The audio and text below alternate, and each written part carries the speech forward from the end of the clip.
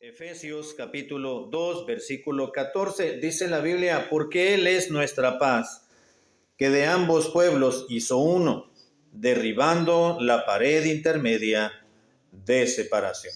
Hasta ahí vamos a orar. Padre Santo, te damos gracias por tu palabra, porque toda ella sabemos y estamos convencidos que es verdad. Gracias por concedernos la oportunidad de haber apartado un tiempo en particular para venir esta tarde al templo y poder gozarnos con los himnos, poder gozarnos con tu presencia, aún con los mismos hermanos en la fe. Ahora que estamos entrando al tiempo del estudio de tu palabra, rogamos, Señor, para que tu Espíritu Santo, morando en nosotros, pueda alentarnos y motivarnos al aprendizaje de tu palabra, de manera que podamos refrescar nuestro corazón y nuestra mente de lo que tu palabra ya hemos leído, ya hemos quizás escuchado alguna enseñanza en algún tiempo en nuestra vida cristiana, que hoy será reforzado, será traído a nuestra memoria. Te ruego pues que aprendamos, que nos ayudes a aprender a tener un más alto concepto de nuestro Dios. Oramos en el nombre de Cristo Jesús. Amén. La semana anterior estuvimos mirando en los versículos 11 y 12 y marcando una diferencia. Bueno, el apóstol Pablo marcando siempre un contraste en cuanto a tiempo, no solamente al lugar, sino un contraste respecto al tiempo, porque Pablo está diciendo en el versículo 11, acordaos, dice, de que en otro tiempo vosotros. El versículo 12 continúa o inicia, en aquel tiempo estabais sin Cristo, ¿no? El versículo 13 inicia diciendo, pero ahora en Cristo Jesús. Así que Pablo está tratando de plasmar en la mente de los hermanos de la congregación de Éfeso el hecho de que estar en Cristo significa una vida distinta. Es una vida distinta y una vida distante. Una vida distinta ahora a la que fuimos anteriormente y una vida distante a la vida pecaminosa. Entre más nos distanciemos de la vida anterior, va a ser mucho mejor para el creyente. Y es una vida, y por lo tanto, si es una vida distante a la vida anterior, debe ser una vida distinta, ¿no? Con este juego de palabras. Ahora, en el versículo 12 inicia, en aquel tiempo estabais sin Cristo.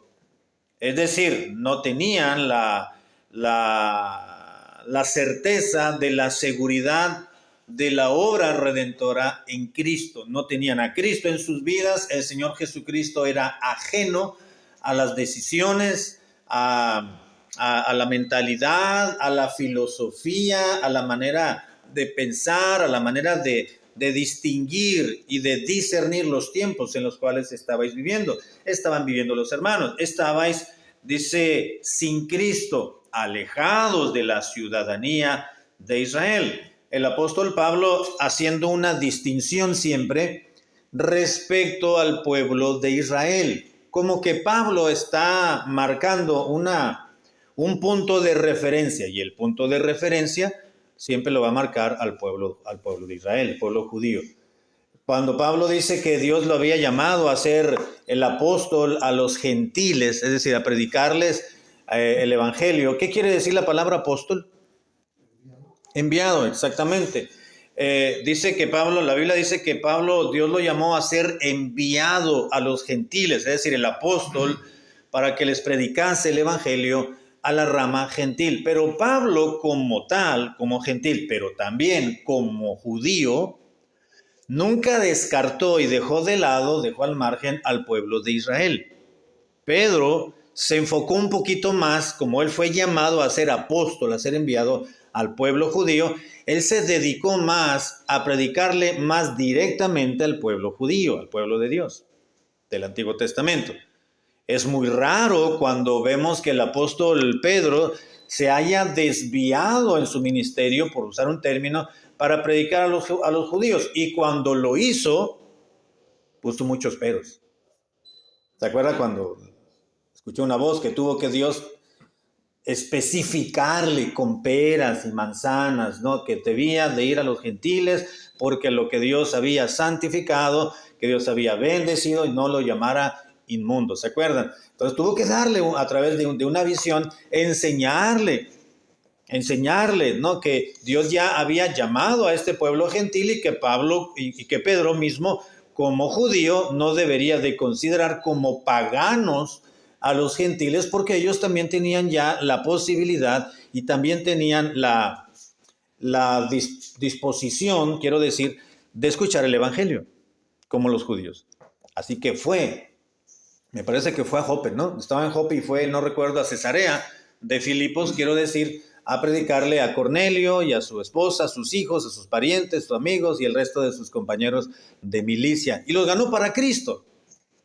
Y dice la Biblia que en esa misma tarde o misma noche los llevó, recibieron el Espíritu Santo, creyeron, recibieron al Espíritu Santo, es decir, fueron bautizados en el Espíritu Santo, fueron bautizados en agua, medio los discipuló y entonces los dejó y regresó a su ciudad donde él estaba, que era la iglesia de Jerusalén. Pero el apóstol Pablo, todo lo contrario. Pablo decía, vamos a predicarles a los gentiles, a los paganos, a los griegos, a todo aquel que vaya, que quiera escuchar, pero Pablo buscaba en primera instancia ¿a quién? A los judíos, exactamente. No así Pedro. Así que siempre el apóstol Pablo tomó como punto de referencia y la prioridad para Pablo, el apóstol Pablo, era predicarles el evangelio a todo aquel que cree. Pablo dijo, me es impuesta necesidad para predicar el evangelio. Pero siempre Pablo, antes de ir y cumplir su llamado al cual Dios lo había enfocado, siempre decía, está bien Dios, voy a predicarle a los gentiles, pero también voy a llegar primero a mi pueblo, a los tuyos, a los que tú escogiste, para que no digan que no se les dio la oportunidad, ¿no? Y siempre que llegaba a una ciudad, la costumbre, el buen hábito del apóstol Pablo era preguntar e indagar si en esa ciudad determinada había una sinagoga. Que por cierto, dicho sea de paso, donde para que hubiese una sinagoga, debería de haber por lo menos 10 judíos. Eso ya lo sabían los judíos que estaban expatriados, estaban fuera de su nación. Ellos, cuando vivían ya fuera de Israel, si había una pequeña colonia de judíos en determinada ciudad, cuando había 10 o más, entonces ya se formalizaba o se instituía una sinagoga. De manera que Pablo sabía que donde hubiese una sinagoga en determinada ciudad, por lo menos había 10 familias. Por lo menos había 10 familias de judíos a los cuales Pablo podía llegar y predicarles el evangelio en un lugar propiamente donde Pablo sabía que ellos le iban a escuchar. ¿Y cuál era la seguridad de Pablo? De que no les iba a predicar como ¿dónde fue? En Grecia misma, creo que fue donde les predicó ahí en el Areópago, porque no había dónde predicarles, ¿no? Entonces les predicó ahí en una pequeña plazuela, vamos a decirlo así, que era donde llegaban los griegos a filosofar, a hablar de la vida y presentar sus disertaciones al resto de los sabios de ese mundo, ¿no? Según los griegos. Así que Pablo les predicó ahí, pero ninguno quiso. Escucharon, pero después se enfadaron. Ya después te vamos a ir en otra ocasión, le dijeron. Pero Pablo iba a los suyos. E iba a las sinagogas y como Pablo era hebreo, entonces, pues al momento de llegar, usualmente en una sinagoga, el ministro, que así le llamaban, al que presidía, le concedía, si así le placía al ministro, el principal de la sinagoga, le permitía la palabra a un visitante, siempre y cuando fuera un maestro, un rabino. Y Pablo lo era. Así que Pablo tenía la certeza de que si él llegaba a una sinagoga, seguramente le iban a ceder la palabra, o al menos le cederían el hecho de pasar y leer uno de los pergaminos, algunos de los rollos de las escrituras del Antiguo Testamento, y aprovecharía para predicarles. Así que Pablo siempre utilizó como medio, como recurso principal o punto de referencia al pueblo de Dios en el Antiguo Testamento, que fue el pueblo de los judíos.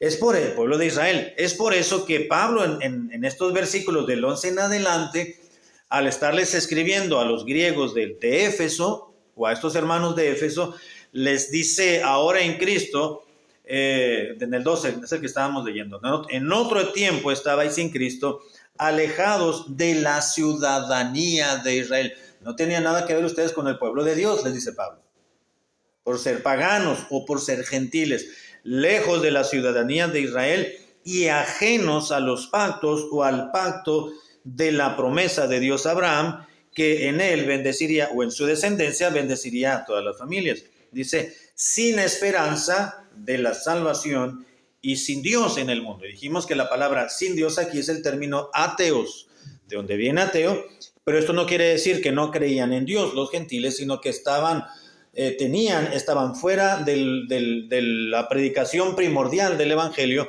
pero estaban dentro de la posibilidad de creer.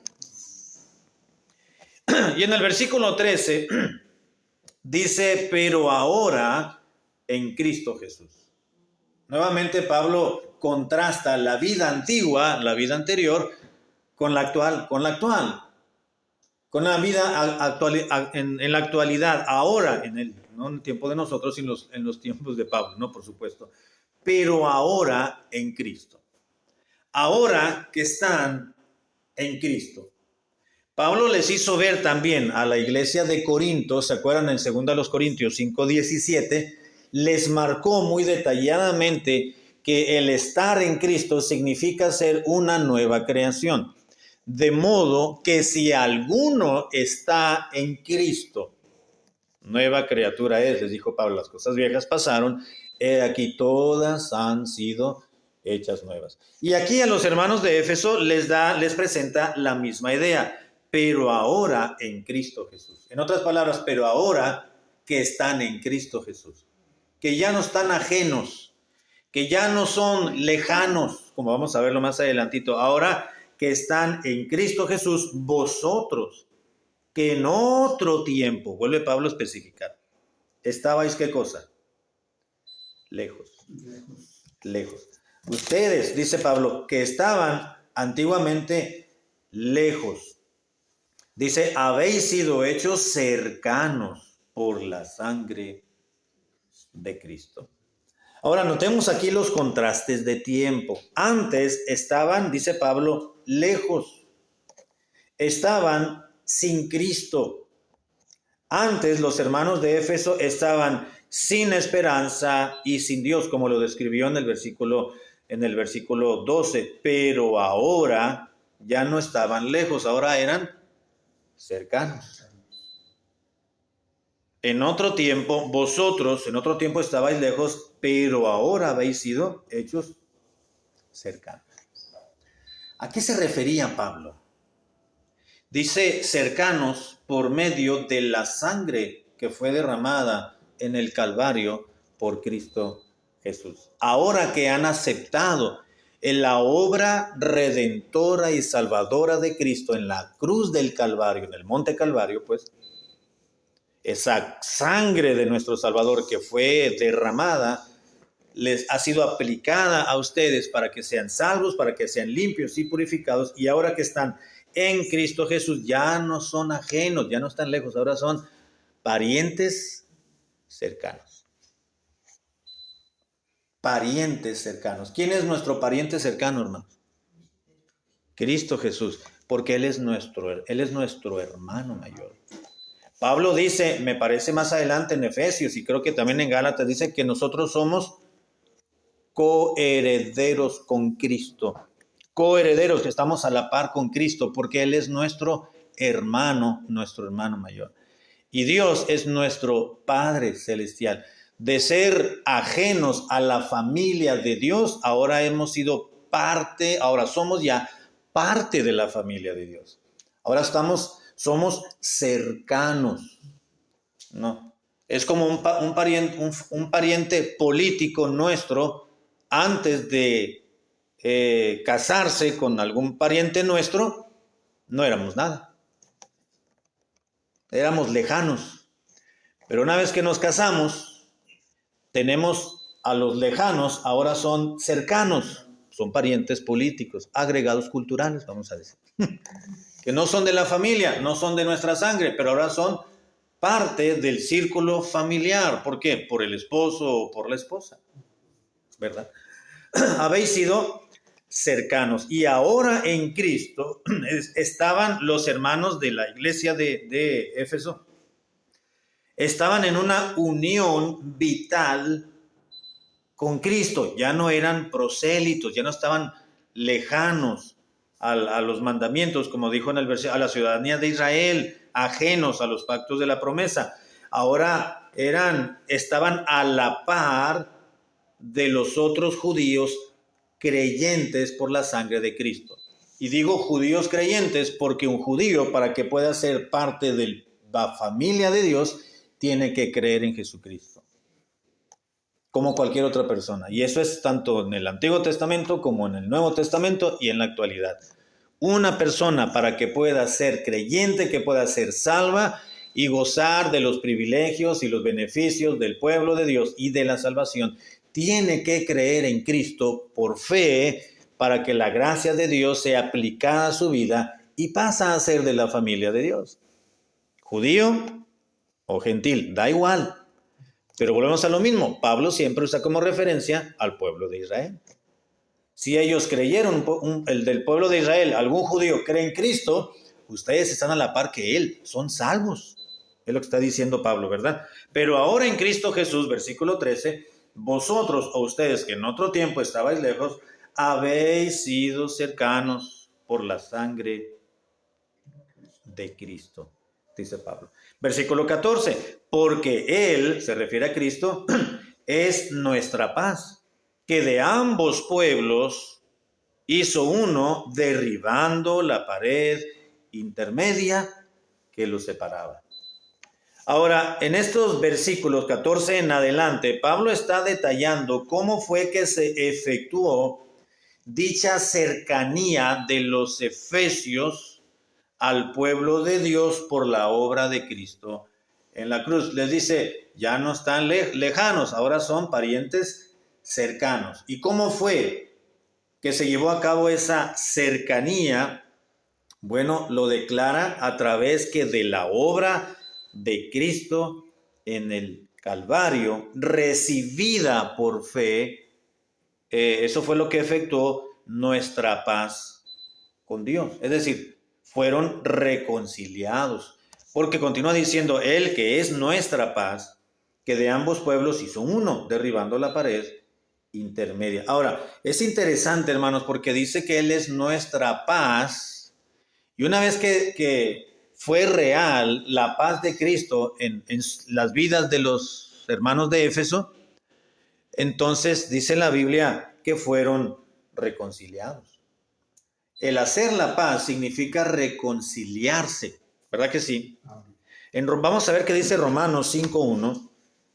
Romanos capítulo 5, versículo 1. El mismo apóstol Pablo, pero en esta ocasión dirigiéndose a las diferentes congregaciones de la ciudad sede del Imperio Romano. Romanos capítulo 5, versículo 1. ¿Quién lo puede leer? Dice, justificados pues por la fe, tenemos paz para con Dios por medio de nuestro Señor Jesucristo. Exactamente, gracias hermanos. Pablo lo dice de esta manera, hemos sido pues justificados por la fe que se ha puesto en Cristo y ahora tenemos paz para con Dios. ¿Por qué paz para con Dios? Es decir, el hombre ya está en paz con Dios. ¿Por qué? Estábamos en disgusto, estábamos en pleito, estábamos en separación, sí, por el pecado. Pero cuando la muerte de Cristo se efectuó, creímos nos acercamos a la cruz de Cristo y creímos por fe en la gracia salvadora, entonces Dios nos justificó y nos dio de su paz y estuvimos en paz con Dios. Es decir, a través de la muerte de Cristo, Dios se reconcilió con el hombre. Es lo que dice la Biblia en 2 Corintios 5:19. Si vamos ahora a este pasaje. 2 Corintios capítulo 5, versículo 19. El mismo apóstol Pablo, recordándoles a los hermanos de Corinto lo siguiente, 2 Corintios 5:19, ¿qué dice? Que Dios estaba Dios estaba en Cristo reconciliando consigo al mundo, no tomándoles en cuenta a los hombres sus pecados, y nos encargó a nosotros la palabra de la reconciliación. Exactamente, muchas gracias. Dice que Dios estaba reconciliando al ser humano consigo mismo a través de Cristo. Dios estaba en Cristo cuando Cristo estuvo en la cruz, reconciliando consigo mismo al mundo, no tomándoles en cuenta sus pecados. ¿Se acuerdan la oración de Cristo cuando lo estaban crucificando? Bueno, una de las 7 frases que mencionó, que se le conoce como las 7 palabras.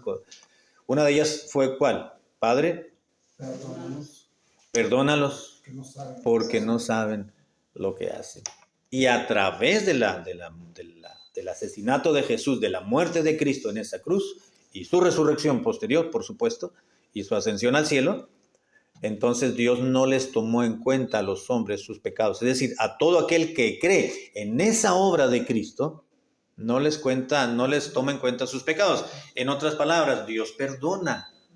Dios nos perdona. Es decir, nos reconcilia consigo mismo. No porque Él estaba en pleito con nosotros, sino porque nosotros habíamos marcado exactamente una separación por nuestro pecado, no Dios. Porque Dios no peca, porque Él es Dios. En el sentido de que Dios estaba reconciliando consigo al mundo, no porque Él nos haya ofendido, es porque nosotros lo ofendimos a Él, y en el sentido de que Dios está abierto y dispuesto para recibirnos a todo aquel que cree. Entonces Dios lo reconcilia consigo mismo. Hace la paz, como dijo Pablo, ¿no? Y si volvemos a Efesios, entonces continuamos con el versículo 14, porque Él es nuestra paz. Ahora es interesante, hermanos, porque tenemos que notar algo aquí en este versículo. El apóstol Pablo no está diciendo que Jesús nos trajo la paz, ¿verdad que no? ¿Qué está diciendo? Porque Él es nuestra paz. Que Él es nuestra paz. Él es nuestra paz. Un asunto, un aspecto distinto es decir que Dios ama a decir que Dios es amor. ¿No?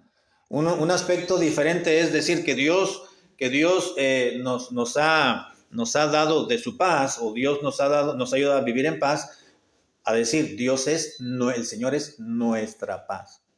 Vamos a Isaías 53:5.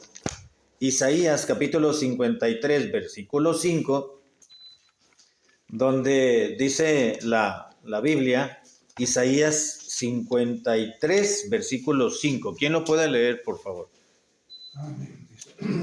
Mas Él herido fue por nuestras rebeliones, molido por nuestros pecados. El castigo de nuestra paz fue sobre Él, y por su llaga fuimos nosotros curados. Exactamente, gracias, hermano. La segunda o la penúltima frase del versículo dice, el castigo de nuestra paz fue sobre Él. Es decir, el Señor Jesucristo en su cuerpo humano cargó todas las enfermedades, todos los vituperios, todos los pecados habidos y por haber de toda la humanidad, para reconciliar a Dios, al hombre, con Dios. Dice que el versículo dice que Él, en el castigo de nuestra paz. Él recibió el castigo para nosotros recibir su paz, porque Él es nuestra paz. Él es nuestra paz. Y luego continúa diciendo, ya para entrar a la parte final de la meditación, dice, porque Él es nuestra paz, que de ambos pueblos hizo uno, derribando la pared intermedia de separación. Cuando Pablo dijo ambos pueblos, ¿a qué pueblos se está refiriendo? ¿A gentiles y paganos? ¿O a quién? A gentiles y judíos, exactamente. 2 pueblos, no 2 razas, 2 pueblos. O 2 ramas, vamos a decirlo así, la rama judía y la rama gentil. Ambos pueblos, dice Pablo, en Cristo ahora tenemos paz porque Él es nuestra paz, y una vez que todo judío que crea en Cristo y todo gentil que crea en Cristo, ya no hay distinción, ya no hay diferencia, dice Pablo, porque de ambos pueblos Dios hizo uno. ¿Se acuerdan el misterio del cual Pablo les habló a los hermanos de de Éfeso, en el capítulo 1, dice, ¿se acuerdan? Es que Dios incluyó, bueno, es en el capítulo 3, ¿no? Donde dice el misterio que en otras generaciones no se dio a conocer, que los gentiles son coherederos y miembros del mismo cuerpo y copartícipes de las promesas de Cristo. Copartícipes, igual que un judío creyente, si un judío creyente y un gentil creyente pertenecen a la familia de Dios. Entonces, en el mismo nivel, ¿no? Así que de ambos pueblos Dios destruyó a través de Cristo, que Él es nuestra paz, destruyó la pared intermedia. Esto es interesante, hermanos, porque como si Pablo tuviese en mente, en los tiempos de Pablo existía un templo que había construido Herodes, el Grande. Había construido un templo a los judíos. Entonces, antes de derrumbarlo, por supuesto, en el año 70 vino Tito, ese general del Imperio Romano, y destruyó Jerusalén y destruyó el templo. Pero antes de ello, como que Pablo tenía en mente el atrio del templo, porque estaba el templo y el patio o el atrio. Todavía los judíos tenían muy marcado con un muro de piedra el atrio de los gentiles. Había la explanada del templo, un templo gigantesco, enorme. Entonces llegaban los judíos al templo y había un patio pegado al templo en sus alrededores donde solamente podían estar judíos. Y uno más a los extremos donde estaba el atrio de los gentiles. Los gentiles no podían entrar al patio o al atrio de los judíos. Era como una profanación. Los judíos marcaron una distinción, y Flavio Josefo, un historiador judío de hace algunos siglos atrás, él escribió en uno de sus libros, de sus escritos, dice que había una inscripción en una de las paredes del templo, del muro que daba hacia el templo. Dice que estaba prohibido que entraran los judíos al atrio de los gentiles, porque la prohibición estaba bajo pena de muerte. Como si Pablo tuviese esa idea en su mente cuando dijo: de ambos pueblos, gentiles y judíos, Dios ha derribado el muro que los separaba. La pared intermedia, derribando la pared intermedia de separación. Ya no hay, como diciendo, si algunos de ustedes han estado en el templo en Jerusalén, se habrán dado cuenta de que había un muro que dividía el atrio de los gentiles y de los judíos, pero ahora en Cristo ya no hay una pared intermedia, como los mismos judíos lo han establecido. Y los judíos, hermanos, siempre han sido muy patriotas, si cabría el término decirlo, o nacionalistas, religiosos nacionalistas, porque siempre marcaron una distinción entre los gentiles y ellos, y lo han marcado. Ustedes saben que aquí abajo, por la carretera Ensenada, casi llegando al bulevar, hay una sinagoga. En una ocasión, hace muchos años, fuimos un sábado allí, un grupo de jóvenes de la iglesia, para entrevistar, para una dinámica que habíamos hecho en el grupo de jóvenes, y investigar sobre las diferentes sectas y religiones que había en Tijuana. Y un grupo de jóvenes nos tocó a mí, a un hermano y otros 4 jóvenes, nos tocó investigar acerca del judaísmo. Entonces fuimos a la sinagoga un sábado por la tarde y nos encontramos a varios judíos que estaban afuera. Obviamente eran los señores, las señoras estaban adentro, ¿no? Y no quisieron entrar. Lo típico, ¿no? Que le dan el lugar a las mujeres y los hombres piensan que las cosas de Dios son para las mujeres. Y ahí estaban los señores, los judíos afuera. Comenzamos a preguntarles a ellos y le dijimos que si nos permitían entrar, y obviamente no nos permitieron entrar. No somos gentiles.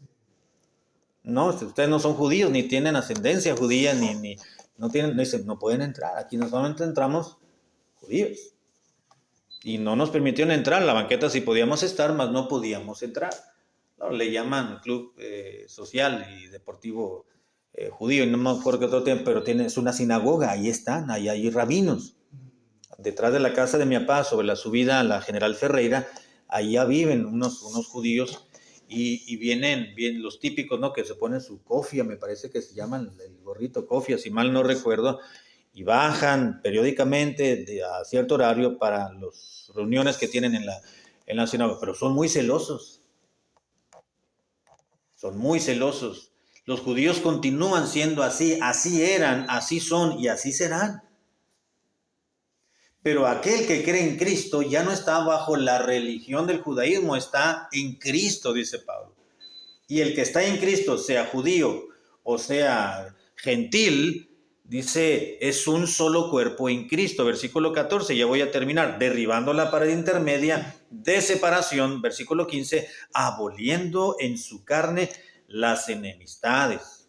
La ley de los mandamientos expresados en ordenanzas para crear en sí mismo de los dos pueblos uno solo, es decir, un nuevo hombre, haciendo la paz y mediante la cruz reconciliar con Dios a ambos en un solo cuerpo, matando en ella las enemistades. Esto vamos a verlo la siguiente semana, el versículo 15 y el versículo 16. Lo mismo, hermanos, que les dice Pablo a los hermanos, es lo que ha ocurrido con nosotros. Con nosotros es fácil entenderlo, ¿verdad? Pero para los judíos muchas veces se complica, porque ellos creen que siempre han tenido la preeminencia, la ventaja, y quizás la ventaja sí, porque la salvación fue ideada para todo aquel que cree, pero Dios vino primeramente a un pueblo. Y Dios siempre ofreció la salvación a cualquiera que creyera, no solamente a los judíos. Sin embargo, nosotros hemos alcanzado en la gracia del Señor, por la fe en Cristo, la gracia salvadora que ha sido aplicada a nosotros. Y ahora podemos gozar y disfrutar de las promesas del Señor. Todas las promesas que Dios le dio a Abraham son aplicables ahora a nosotros. Pablo dice en Gálatas, judío no es el que nació en Israel, sino el que cree en las promesas de Dios cuando cree en Cristo. Así que las promesas de Dios a Abraham son aplicables a nosotros, porque ahora nosotros somos el pueblo de Dios, no judíos, somos el pueblo de Dios, dice la Escritura. Amén. Bueno, han pasado ya los 30 minutos, 32 minutos del estudio. Vamos a detenerlo aquí y Dios mediante continuamos la siguiente hermanos.